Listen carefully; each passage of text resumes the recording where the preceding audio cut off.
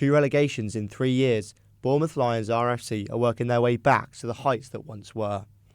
New owners Richard Carr, Drew Mellor and Matthew Barker have set ambitious expectations as they aim to be in the Premiership within a decade. With only 2 losses to their name so far this campaign, the Lions sit second in the Regional 2 South Central Division, only 2 points behind the unbeaten Farnham.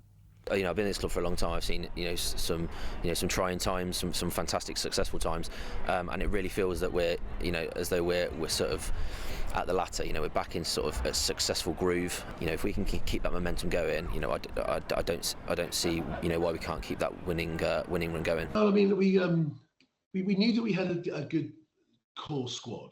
The difficulty is when you're playing at rugby at this level, especially since COVID, you can't just have a really good 18 or 20 or 25 players anymore. You've got to have a really good 40, 45 players.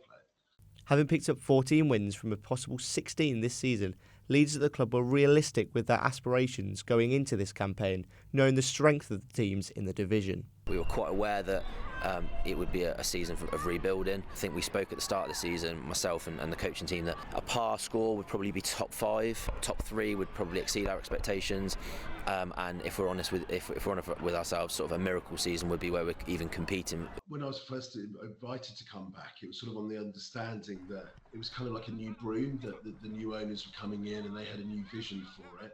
Therefore, I wanted to manage their expectations, that this wasn't going to be the same as when we took over last time. Last time we were a division higher with a really good seam of core players at a certain age, whereas this time they'd all got old or retired and there was a lot of guys leaving. Going into the final 6 games of the league season, the feel around the club is one of positivity and excitement, with the knowing that this season has the possibility of a fairy tale ending.